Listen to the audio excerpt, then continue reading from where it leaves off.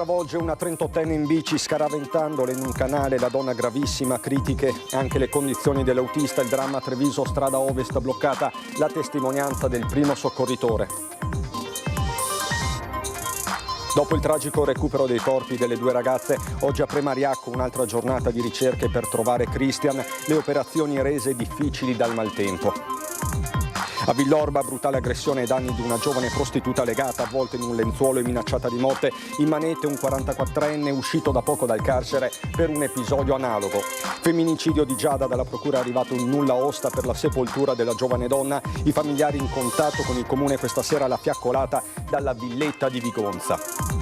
Lo strazio e gli interrogativi sui soccorsi nelle parole dei genitori della bimba di 1 anno e mezzo morta soffocata da un tappo al Lido di Venezia.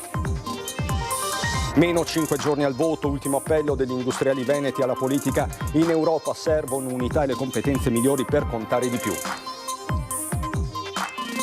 Il Venezia in Serie A. Dopo il tripudio dei tifosi, ieri sera il fischio finale, oggi il corteo della squadra lungo il Canal Grande e la festa in piazza San Marco. Bentrovati, buonasera telespettatrici, telespettatori di Antenna 3, tanti davvero i fatti di cui dobbiamo darvi conto in questa edizione regionale dei nostri telegiornali. La cronaca che ci porta in strada ovest a Treviso per un gravissimo incidente, ma ci racconta tutto Marta Marangon con le immagini di Simone Merlo. Travolta da un furgone mentre in bici sta percorrendo la pista ciclabile in strada ovest, una donna di 38 anni trevigiana è ricoverata in gravissime condizioni all'ospedale di Treviso. L'incidente nel primo pomeriggio a qualche decina di metri dall'incrocio con via Pisa all'altezza del ponticello sul Botteniga.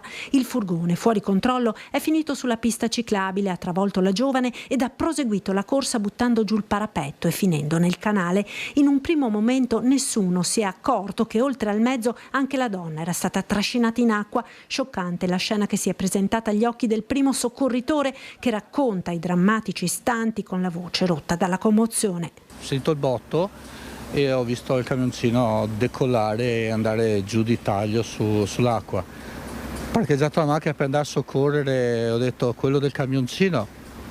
Non pensavo, quando ero sopra il camioncino per cercare di soccorrere, ho visto il corpo della ragazza, che gli ho dato subito c'è qualcuno, cosa, è arrivato anche un altro ragazzo, mi ha dato la mano, l'abbiamo tirata fuori, tenuta tra le braccia finché non sono arrivati i soccorsi. Mentre il conducente del furgone è stato aiutato ad uscire dal mezzo finito nel corso d'acqua, in attesa dell'arrivo dei sanitari del 118, i passanti hanno cominciato le manovre rianimatorie sulla giovane. È arrivata una ragazza bravissima della Civis che gli ha fatto il massaggio cardiaco, insomma quei minuti lì è arrivato il 118, i pompieri e l'ambulanza e l'hanno portata. Io spero solo che ce la faccia, che sia servito a qualcosa, povera. Il furgone fuori controllo è passato giusto in mezzo tra un albero ed un paracarro, pochi centimetri che avrebbero potuto evitare il dramma. Solo pensate che è passato tra l'albero e quello lì, che bastava che c'entrasse o il paletto o l'albero, non sarebbe successo niente. La 38enne, che vive poco lontano dal luogo dell'incidente, è ora ricoverata al Cafoncello, dove sta lottando per la vita. La tragedia del Natisone, ancora una giornata alla ricerca di Christian. L'auto dei ragazzi con cui sono arrivati da Udine è ancora parcheggiata, come vedete, all'altezza dell'area di sosta. Dopo il recupero della giornata di domenica dei corpi delle due ragazze, proseguono a Premariacco le ricerche del terzo giovane disperso, Christian Casian Molnar. Complesse le operazioni anche per l'aumento del livello dell'acqua del Natisone. Eccolo il maltempo che torna a condizionare e parecchio le operazioni di ricerca, a rallentare il lavoro della squadra di soccorso. Ecco le condizioni delle acque del fiume Natisone all'altezza qui della Forra, del Ponte Romano, e poi già vedere che rispetto a ieri, mentre ieri erano più placide, diciamo verde, smeraldo e via dicendo, oggi, causa la pioggia che è avvenuta nel corso della notte, come potete vedere l'acqua è più torbida. Sul raggio d'azione di 7 km a valle dell'ultimo avvistamento sono al lavoro oltre 50 vigili del fuoco a terra, in acqua e dall'alto con elicottero e droni, mentre una comunità intera e non solo una famiglia trattiene il respiro. È un proseguono le ricerche, sono stati messi in campo tutti i vigili del fuoco, la protezione civile, la polizia locale, eccetera. Ci sono i droni che stanno utilizzando sia della polizia locale, della protezione civile, dei vigili. Come potete vedere è arrivato anche l'elicottero dei vigili del fuoco da Venezia, l'elicottero Drago. Ci sono i mezzi dei vigili del fuoco perché si sta battendo a palmo, stanno tra poco i tecnici del soccorso alpino, speleo alpino fluviale scenderanno lungo la sponda per iniziare di nuovo la battuta verso valle e nella speranza, come detto, di riuscire a ritrovare il ragazzo attualmente disperso. La situazione resta in bilico nonostante la doppia mazzata dei ritrovamenti delle salme di Patrizia e Rosa, riconosciute in un momento straziante dai genitori all'obitorio di Premariacco e poi trasportata all'ospedale di Udine, come riferito dai nostri inviati già nel tardo pomeriggio di domenica. Ora ci si concentra su ritrovare Christian per togliere il peso dalle spalle della famiglia, anche se ormai il tempo trascorso è talmente tanto che è difficile, se non impossibile, pensare positivo. Ritorniamo nella Marca trevigiana per una brutale aggressione ai danni di una giovane prostituta. In manette c'è un uomo di 44 anni. Legata con un nastro, avvolta in un lenzuolo, in mano l'aggressore aveva un accendino che ha acceso. Ti brucio viva. La vittima è una 24enne prostituta albanese che, terrorizzata, è riuscita a divincolarsi e fuggire tra i campi. Ha raggiunto una strada più vicina, più trafficata ed è stata soccorsa da alcuni passanti che hanno chiamato il 112 e quindi siamo intervenuti per il soccorso insieme al personale sanitario. Stremata, scalza, con i vestiti strappati e sotto shock, ha riportato alcune lesioni, ma la ferita più difficile da guarire sarà il terrore che ha vissuto in quei drammatici momenti.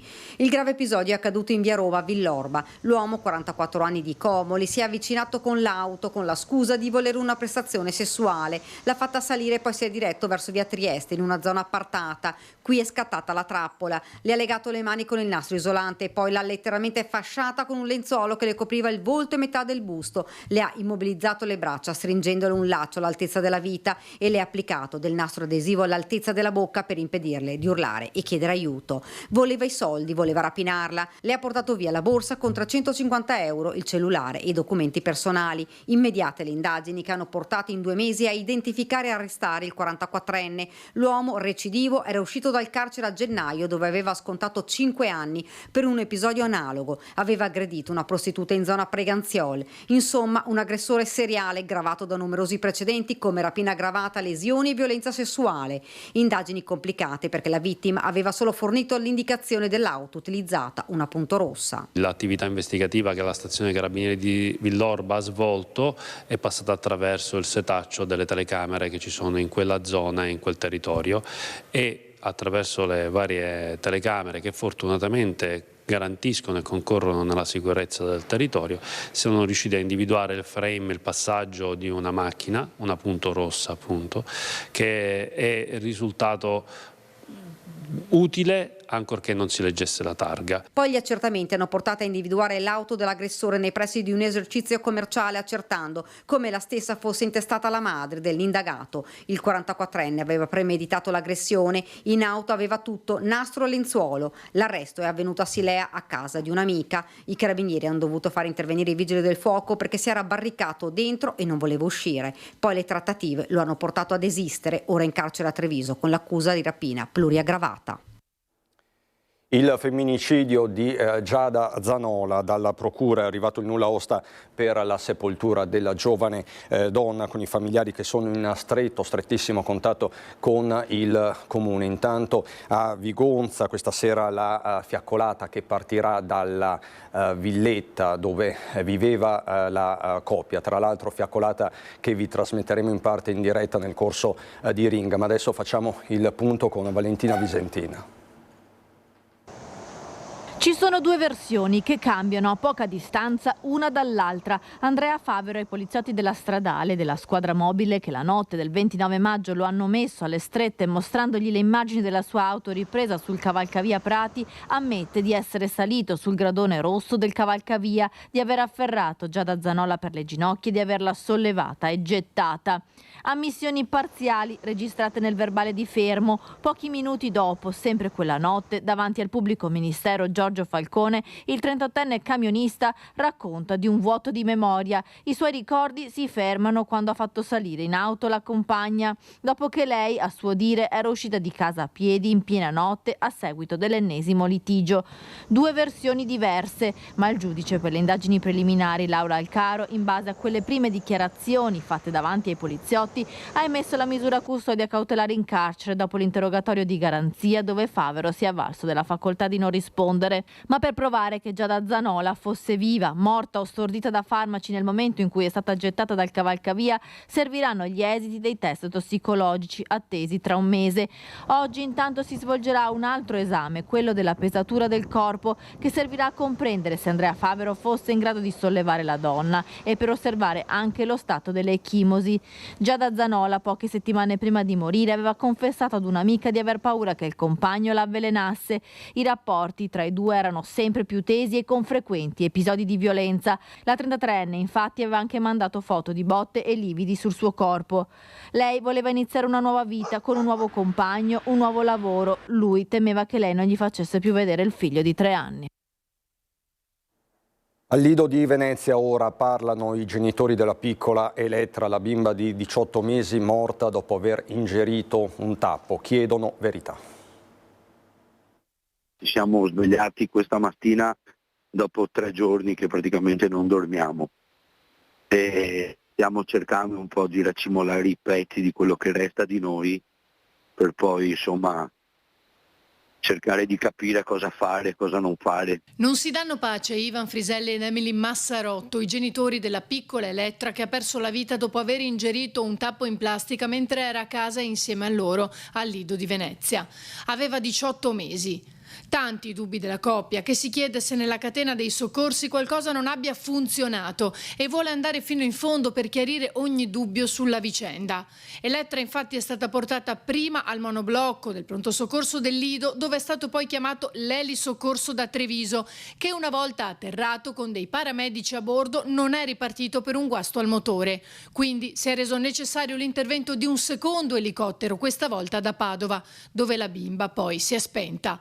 La sua morte, dice il papà, non deve essere vana. Hanno aspettato che arrivasse il medico da Treviso per toglierlo e il medico da Treviso non l'ha tolto subito. Sarebbe passata circa un'ora secondo quanto riferito dai genitori, mentre Elettra lottava con tutte le sue forze. Perché non l'hanno tolto subito, si chiede la coppia, a cui è stato anche detto che al Lido non c'è l'apparecchio per vedere dove fosse l'ostruzione. Ci hanno detto che c'è un macchinario per vedere le ostruzioni di questo tipo, che però al monoblocco loro non ce l'avevano e non avevano la possibilità di fare una tracheotomia, aprire e togliere il tappo, perché appunto non avevano questo macchinario per vedere dov'era l'ostruzione e non potevano ovviamente tagliare a casa. Bastava ci fosse un medico competente e il macchinario lì.